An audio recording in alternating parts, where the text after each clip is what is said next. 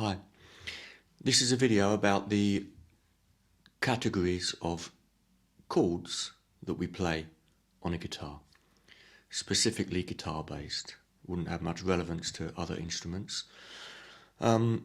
We have two categories of chords on guitar. One is what most beginners learn initially, which is our open chords. Now, open chords are called open because they use a mixture of the open strings and fretted notes. Fretted notes are when you put your finger on a string at a certain fret. So with an open chord, for instance G, we have a mixture of fretted notes, open strings,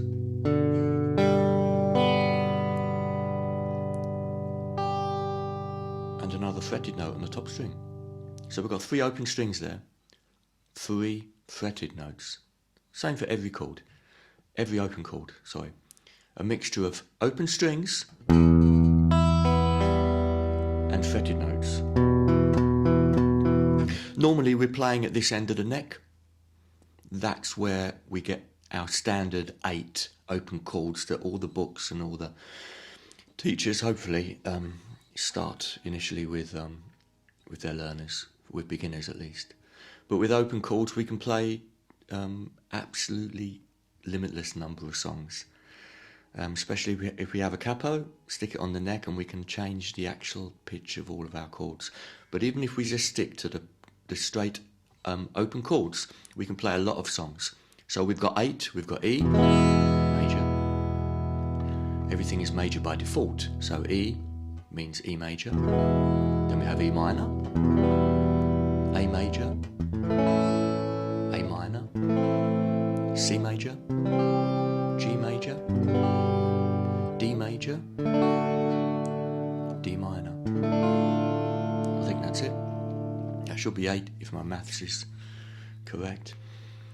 That's it. They're the standard open chords that we all see singer-songwriters playing all the time.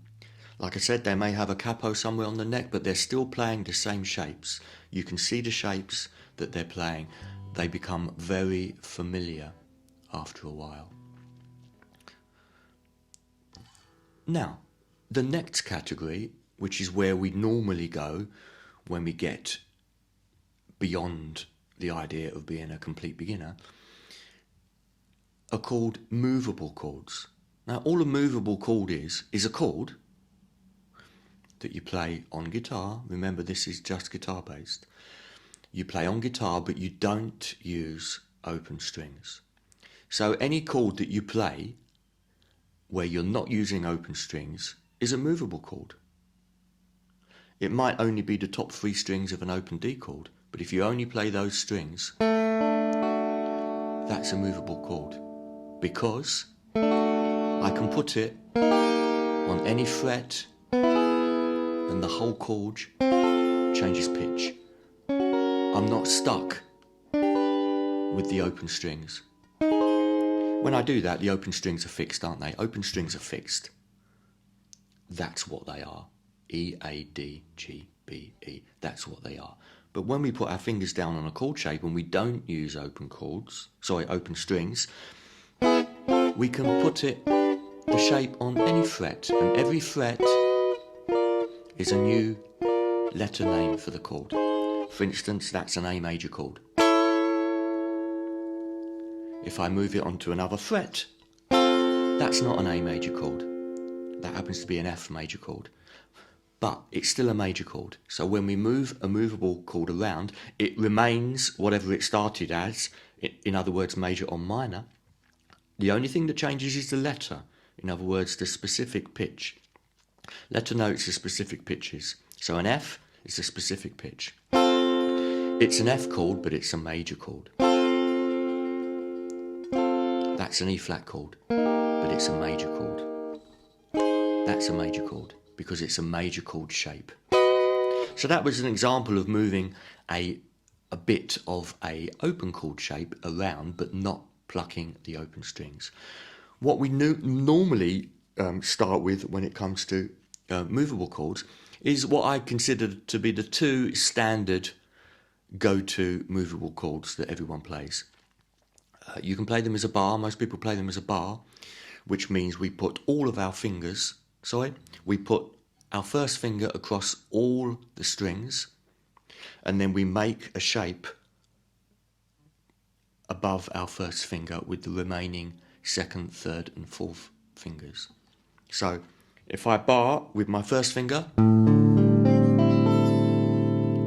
on any fret, that's the basic bar shape.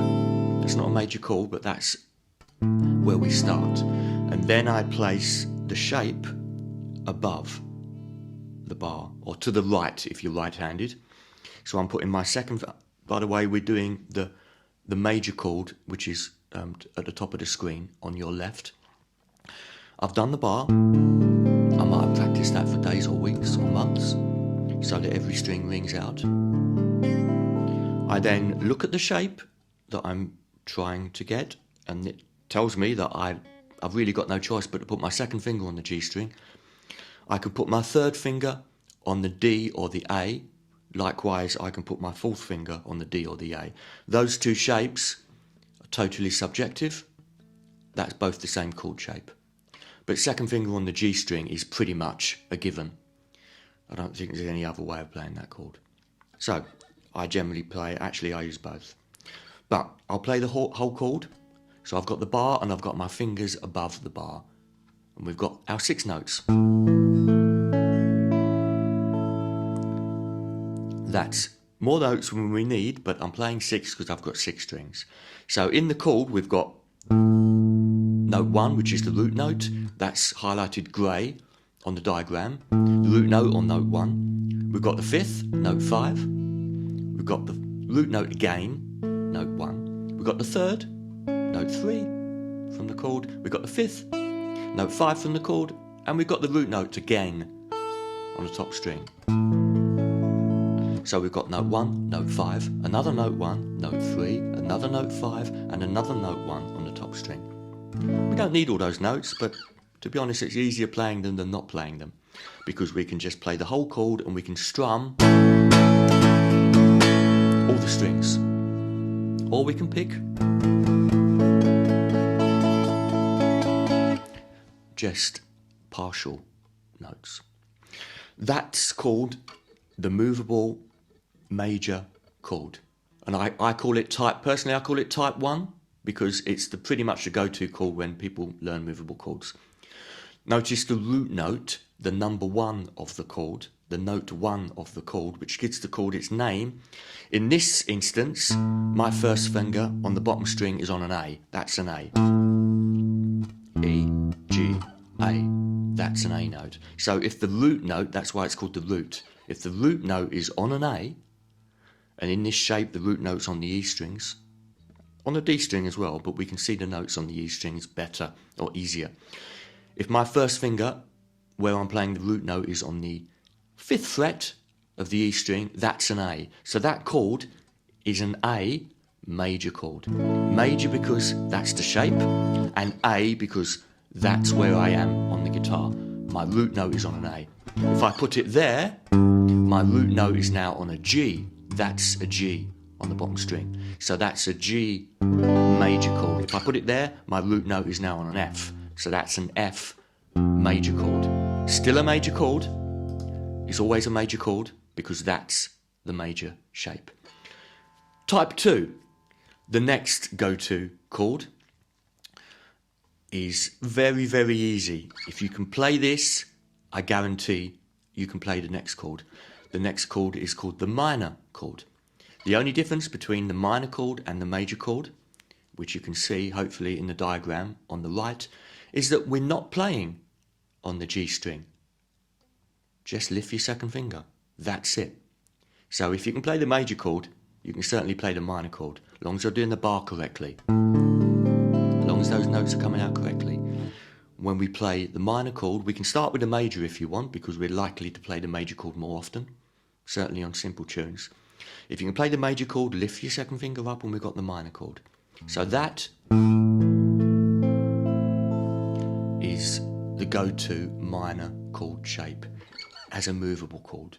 I call it type 1 because it's pretty much the most common. And if you've seen someone play guitar, you've seen someone play that shape. What's the full name of that chord? Well, because likewise, as we did before, because my first finger on the bottom string is on an A, that's called an A minor chord. If I put my first finger, which is where the root note is, on the bottom string, if I put that on a B, 2 frets higher, that's a B minor chord. If I want to find a G minor chord, I just find where the root note is on a G. There, that's a G on the bottom string. That's my root note on the tip of my first finger on the bottom string and the top string as well. But most guitarists would find it easier relating to the bottom string because certainly they can see the bottom string when they're standing up and it's closer to you. That's a G, that's the minor shape, therefore that's a G minor chord. That's about it. Those are the 2 go-to movable chord shapes, and if you can play one, you can pretty much play the other one. I call them type 1 because they're the most common. Also, type 1, the root note is on the first string that we can see. I don't number the strings, but if you want to number the strings, fine. You can number that one 1 if you want, and you can number that one 1 if you want to. The root note is on the E strings, the first string, the nearest string to us, or the furthest string. Type 1. So, what would that be? You can see where my first finger is, you can see where the fret is. I'm playing the minor shape because my second finger is not on the string, just hovering in midair, staying out of the way, not causing any trouble. So, what's the full name of that chord? Answers on a postcard. So that's it. We've done open chords and we've done movable chords. That's all. Obviously there are other movable chord shapes, but with these 2 shapes, major and minor, you can pretty much play any song ever written within reason, 99.9999% of songs, because most songs follow a sequence of chords, the chords being either major or minor, and that's it. Even if they're minor 7s on major 7s, you can ignore that and you can just play the straight major or minor chords. For example, if I play a simple sequence, maybe a 1, 2, 4, 1, I'm just playing major chord, the